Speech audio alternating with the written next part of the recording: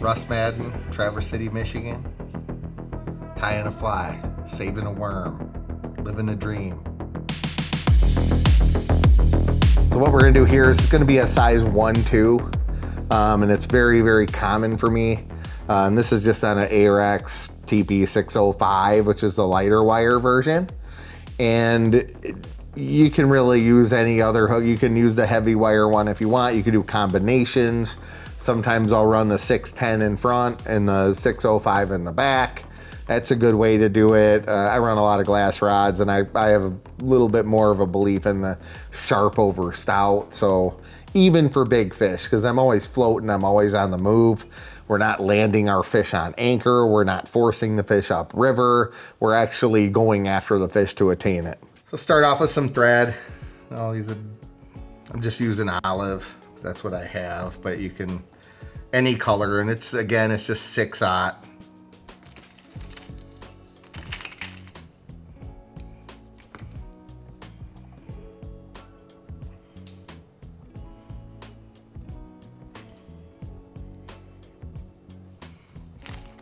And any of the cool marabous, this is just some MFC barred stuff in like an olive and tan, olive brown, and all that. But any marabou that you have, single, flats, the fine stuff is really cool. The fine barred that MFC has, been using a lot of that. Just adds a little bit of a twist. But again, when you're running the barred stuff, I'll kind of give you just something that I've noticed.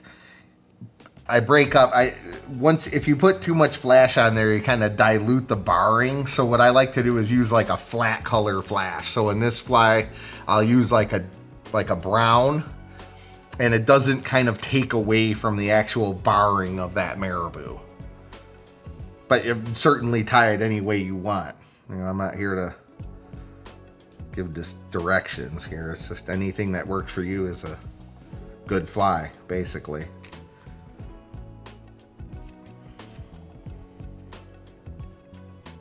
These colors in flat in this lower water that we've had has been, you know, pretty good for me. These olives and the browns and the flat tan kind of stuff. I will say during that time frame when the leaves were falling pretty heavy, something that stood out a little more was better. Like the blacks were actually pretty good then. The last thing you want to do is run something that looks just like a leaf while you're fishing in a bunch of leaves. So I have a tendency to run something like that's black, that's totally, you know, black and red, something that stands out a little bit. The orange was good, black and orange. But now that it's all cleared up again, no leaves on the trees to speak of. Water's basically gin clear, even though we got like rain the past 24 hours, still gin clear.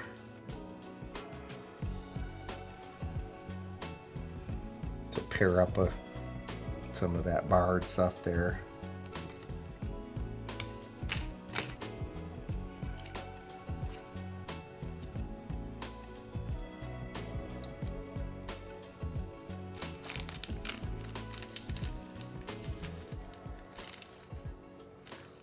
And then again, I'll add that flat brown in there. And these are pretty cool colors to have, where it just adds a little bit of accent to it. And you don't need much if you run in the barred stuff. Think about these steelheads sticking around all winter and spawning in the spring, or coming into the river and potentially turning around and going back out during resource scarcity. Some of these rivers are pretty short. And then you have tributaries, so they can come in and out. What I'll do here is I'm going to run a little bit of this chocolate material here with that green. It's really a nice color combo.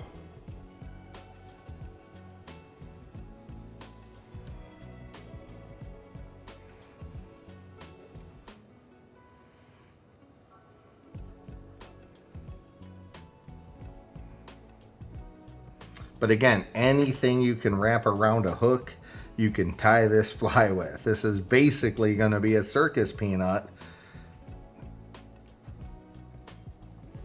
minus a few steps to make things less complicated, and it makes it actually a little thinner because I have a real big, I'm a real big fan of tying a thin fly for those steelhead in particular. Not saying they don't eat big stuff either, or even unweighted stuff, but the bigger the fly I try to run for these things, the worse I have a tendency to do when it comes to steelhead.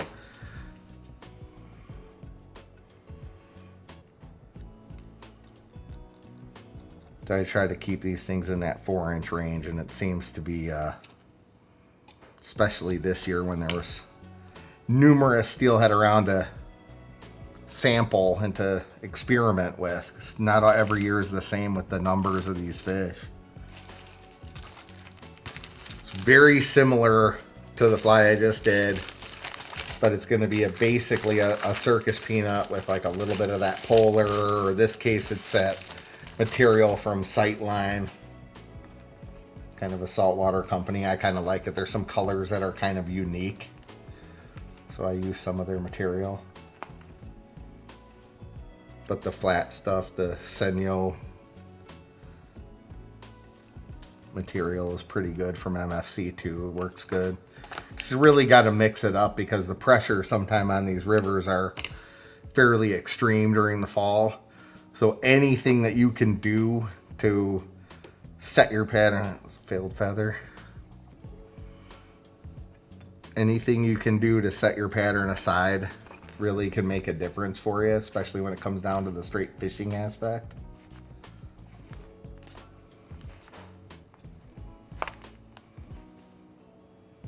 And the ability to fish a streamer where you can't do a lot of other methods has really come through this year in this low water for me.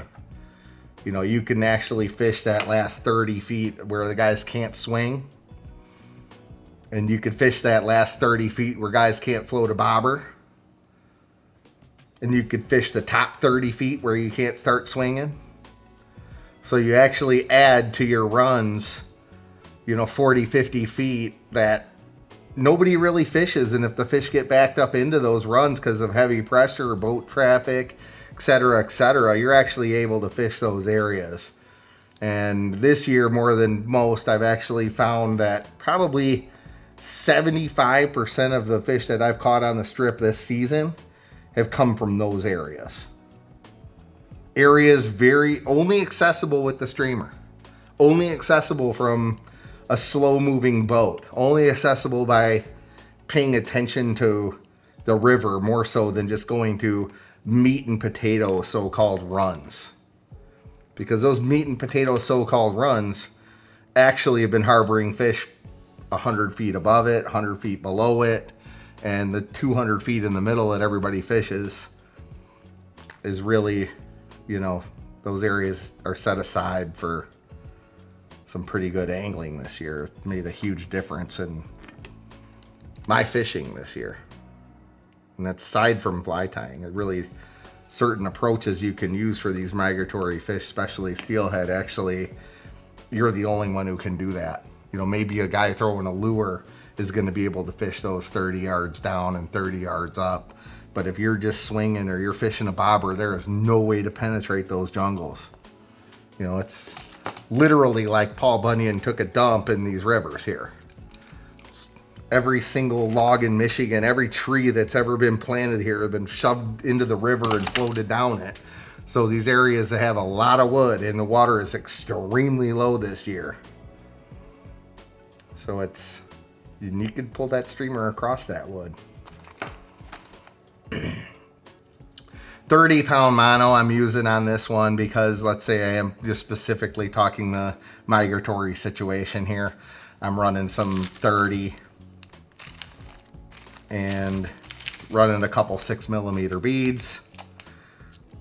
Actually been running these bloop beads. They're pretty cool. A lot of the steelhead people love them. So I like to use their smaller 6mm and just kind of join them in. I'm not sure if it's seriously critical, but they make really, really cool looking beads. So a little shout out to the Bloop folks, and they're from Michigan, so I love that stuff.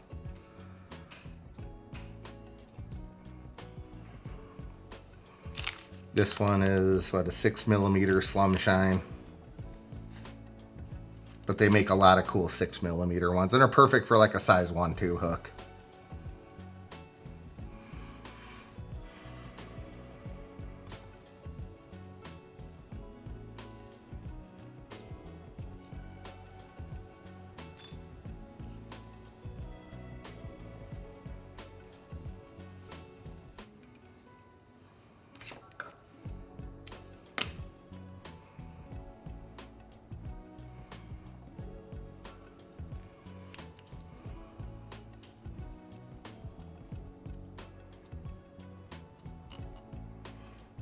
You really want to put in an extra second or two when you're faceting in this joining hook back here, because these fish actually like are really gonna pull, and you're gonna have to pull back on them, and you're gonna have to use every bit of that 16-pound SA carbon, because these fish will they'll take you for a ride. And if you go easy on them, they'll shake you off. If you go too hard on them, you'll pull a hook. So there's a lot of curve in that fighting of these fish. But the one thing you don't want to happen is your hook to, that this back hook to fold over or something. So really, when I'm doing this part here, I'm going about 2/3 of the way up. I'm leaving maybe 1/3 of that hook here, or 1/4 of the hook there. I'm folding it back.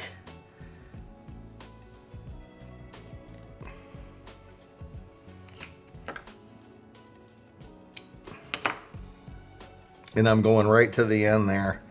And instead of like normally, I'm kind of pretty lackadaisical about like latching in the hook here. But in this particular instance with these fish, I'm really packing that thread in this last bit here, just so it doesn't do anything wonky during these battles where the fish are jumping, and a lot of times they are hooked only on this back hook. Like I said, if you can get them on that front hook, you probably own the fish. You'll probably get them. But if they're on that back hook, it can be you can end up crying a little bit. But each one of the steelhead bite it differently, and there's probably seen 50 takes this year alone, and I'd say about 50-50 front hook back hook. And the ones that we lost, probably 9 out of 10 of them were on that back hook. And it's just the cost of doing business, because if you didn't have it, you might have not hooked the fish at all.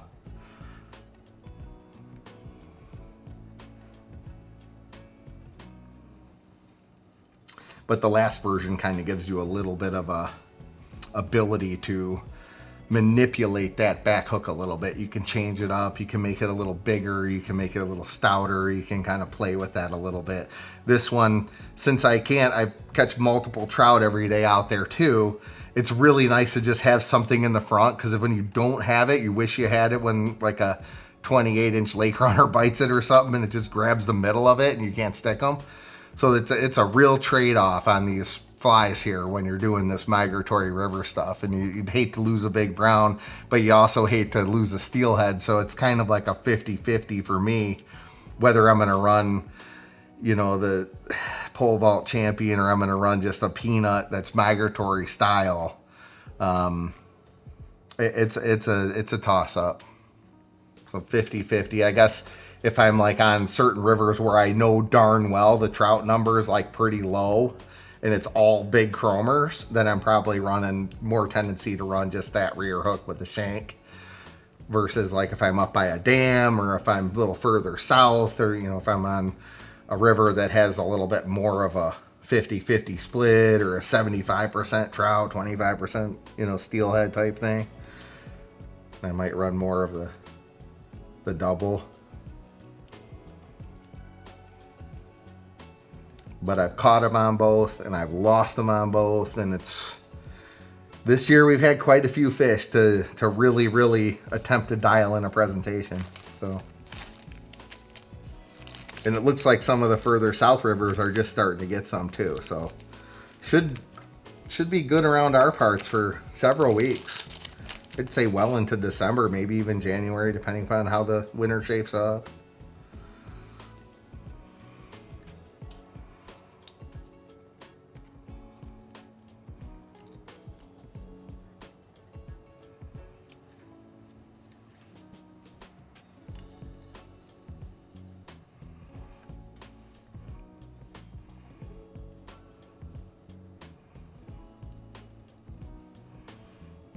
You know, a lot of those supernatural peanuts are pretty similar to this version as well.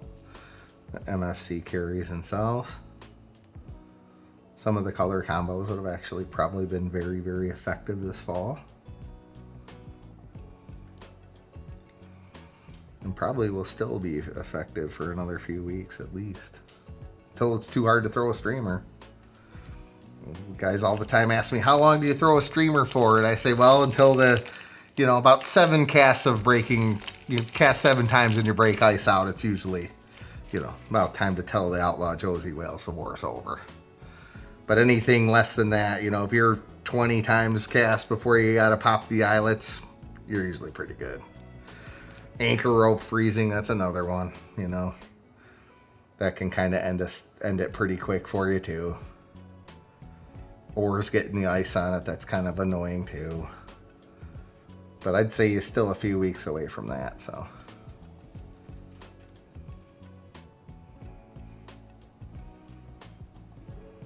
So we're just going to continue on with that material.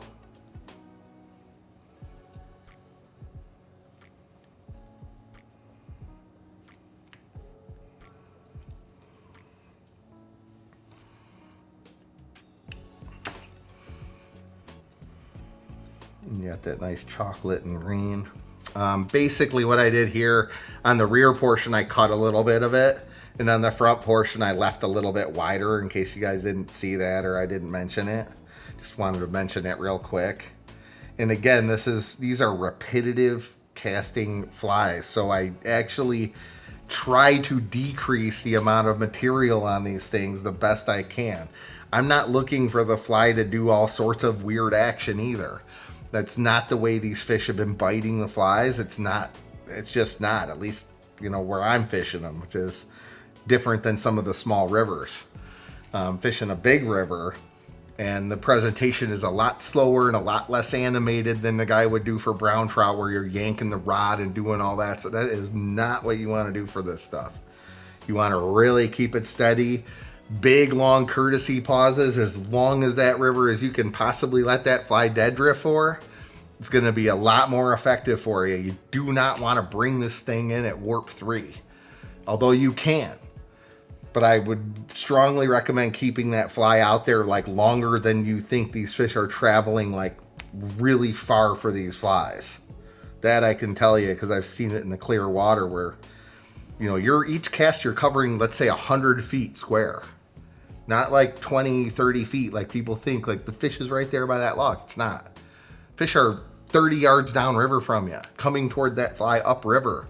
Or they're also coming downriver. I've seen multiple fish come downriver for flies this season, especially in this clear water. You can see everything. So keeping it out there as long as you can, doing a slow to modest retrieve, and really giving it what I call the courtesy pause. Like when I'm guiding, I'm like, cast beyond that current seam.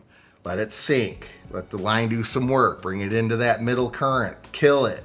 Kill it. Kill it longer than you want. Bring it past that current. Kill it again. Bring it a couple more times and kill it, because it's those paws. And then you go back and you just strip, and there's just a big, you know, chrome dome on there. And it's like I don't understand how I didn't see it. Well, they're like mirrors. They're like bonefish. So you got a nice thin fly here, small lead eyes, and that courtesy pause. And right now I'm running that SA 250 grain Colt 25, just in terms of like talk a second about how we're fishing these things, because it kind of all goes together. I'm running that 250 grain, and that's a type 6 line, and also running the I-35, and that'll hold the presentation a little bit longer, little bit more technical for casting. So some people have a little bit easier time doing the Colt 25 versus the I-35. The I-35 is basically like the sink rate for you guys that may or may not know. It's an intermediate type 3, type 5. And the Cold 25 is just kind of a shooting head system where it's a chunk of type 6 out at the front. And both of them are very, very effective and give you the ability to work these flies a little bit slower. And if you cast them a little bit on a 45, keep it out in front of that boat in the slower currents, you can kind of chase after it a little bit with the boat. And it'll give you that long presentation because you're looking for fish, like I said, in like a way more than what a guy would think a typical streamer fisherman would think. These fish are coming from hundreds of feet, a couple puffs of their tail and they're, 40, 50 feet. We're not talking about brown trout here that live in like a little environment on the upper Manistee. Talking lower Manistee for migratory fish are used to open water. They're used to swimming a long way. So it's, hundreds of feet or very small distance for these fish. So that's another thing to keep in mind. So really make sure that when you're doing this fishing on these for these migratory creatures that you really let that fly simmer out there, I call it. Let the fish find it.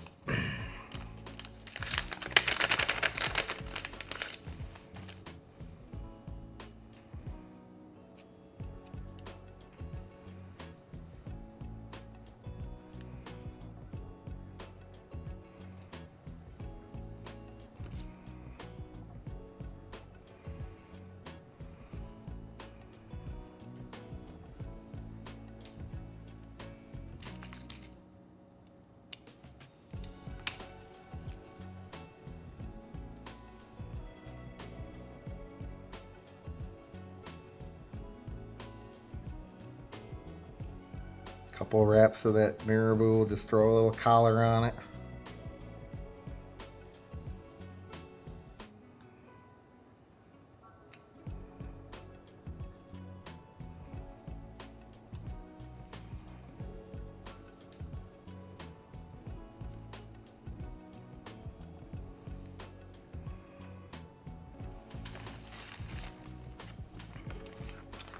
Again, it's just a whiting coctilon neck here.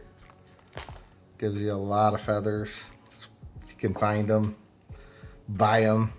It's like pretty rare these days, so even if it's like some oogie boogie color you don't think you're ever going to use, I like buy it anyway if you find one.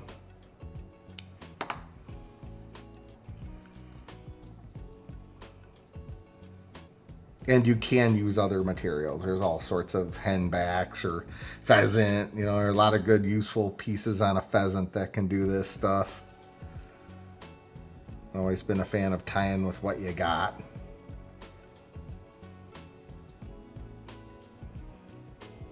And contrary to belief, I actually very rarely tie the same fly twice.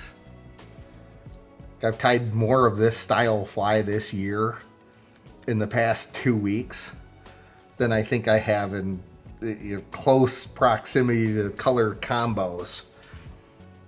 Been a lot more specific on these steelhead than I would be on the brown trout, because I know that whatever section I'm fishing, the fish are there and they may or may not be there in the next 4 days. So I'm constantly fishing new fish. It's different than like you're on your brown trout river. So you always have at least 1 or 2 or 4 or 10 new contenders every day in your stretch of water, which is also kind of, unfortunately it makes you fish everything, which I've learned also with doing the migratory thing is one day they're all in the first 2 miles and then the next day they're all in the last 2 miles and the day in between they're in the middle and maybe they jump 2 sections in one day. So it unfortunately really forces you to fish everything, even though you're fishing over blank real estate sometimes. It pays to fish it all. Like just because you didn't catch them in one stretch one day, don't ignore that stretch when you're just talking from a fishing standpoint. You got to stay on your toes with these fish because they will burn you if you go past one stretch where they weren't that one day and they're there the next. It's pretty vital when it comes to that stuff, is really paying attention to each section and where they're moving next. It's kind of like a hatch, and you got a hatch and it's so they came off in this stretch of the river one day and then the next day they're, I know they'll be in this stretch today. You just keep on it. keeping on it's really a key. And you can also play the game in some of these states, whether it's Michigan or, you know, Ohio or Pennsylvania or anywhere that there's migratory fish, New York. You can say, okay, well, they were getting them on River X, you know, first because the lake cooled off there and maybe it was a little better condition river-wise. They got a little bit of rain here. And then, 100 miles south, they got the rain there. So you actually have a pretty good season if you're willing to travel a little bit. Because you'll have, you know, wherever those steelhead guys are, they're in the mix, right? They're always on them, especially those, you know, the pin guys. As much as I bitch about it on the river, I still love the guys because they're always on top of it. And I'll be on one spot and I'll see a guy fishing beads one day, and then I'll be 100 miles south and I'll see the same boat. And those guys will be like, "What are you doing here?" I'll be like, "What are you doing here?" And it's like, they're on it. They're on those fish. They're always on them. And if you're in the section where you find the best bead dude in the state, you're probably on fish, because those guys pay a little bit more attention than, you know, a streamer dreamer is going out there and hoping to get 1 or 2 bites a day. But you can increase your odds by going to where the batch has not been totally assassinated. So if you're on a river 100 miles south and they just came in there, that's where I would try to concentrate my efforts on, because they've seen less stuff. I mean, it turns into a numbers game. You know, if you have 5,000 fish in a river, you got 40 boats fishing them, and each boat hooks 5. Well, there's that. And then you do that times 2 weeks. And then you add the killing element. Let's say 1 fish a day now. It's 50 fish dead a day. Pretty soon your 5,000 fish doesn't take very long for those 5,000 to be 50. There's 50 fish left that haven't been caught. It's not like there's 50,000 of these things. So you keep that in mind too. Sometimes fishing below a tributary can be really good because you have maximum volume of fish. You know, whether it's Bear Creek on the Big Manna or below the Big South on the Pure Marquette or wherever you're at. If you're fishing below that tributary, you have maximum fish there. So that's another thing to pay attention to. Anyway, finish up this head on here.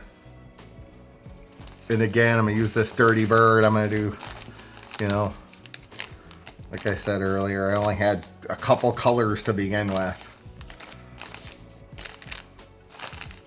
My citronella here. Here it is.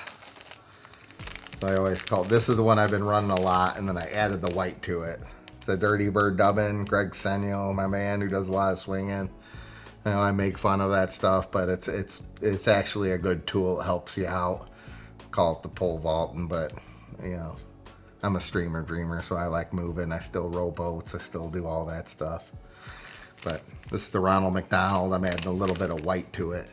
So I'm running those 3 colors on this one. It's been a hot combo for me earlier in the year. I would think that, like, if I stay on these early fish, it'll still be pretty decent. Actually caught a fish on this color combo somewhat similar yesterday, so. And that was 100 miles south. Take a little bit of orange. And you can mix this stuff together. It's really cool. You can lighten it up. You can dull it down. You can do whatever.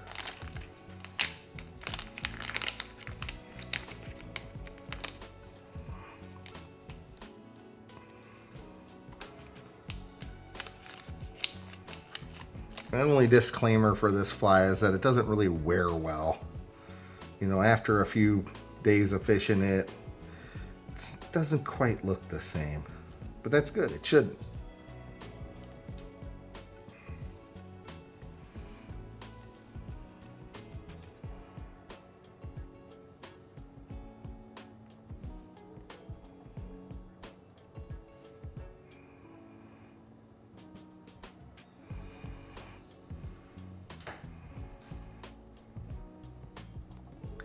Throwing this stuff in a loop.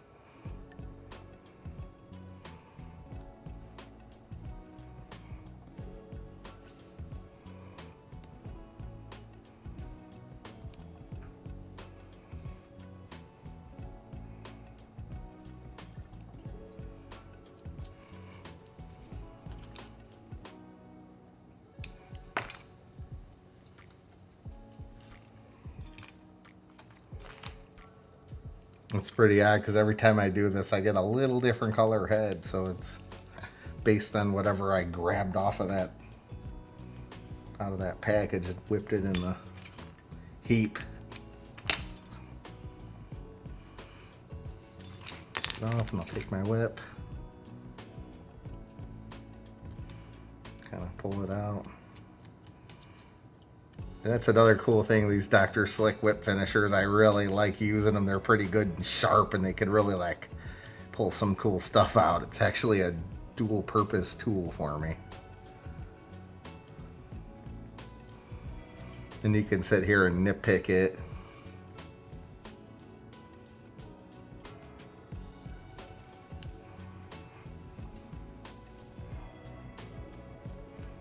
But you can see you get a nice, pretty cool kind of egg head there.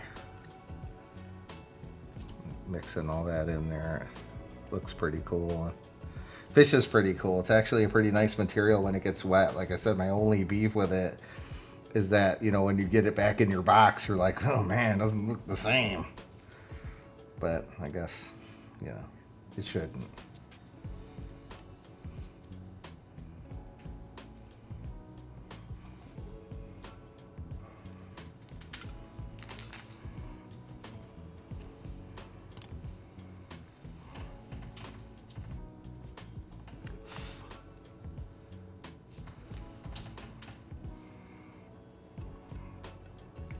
That's basically a migratory peanut there with a little Egg-Fluence head on there with the new Dirty Bird stuff. And it's, like I said, I've been running it for several weeks now. I'm glad I got the other colors, but I did great with that Ronald McDonald, which would be like the citronella and the flame. That was like my original. Then I started adding other colors to it. It's kind of nice to dull it down with like the white, or, you know, add a little bit of Trout in there, especially as time goes on.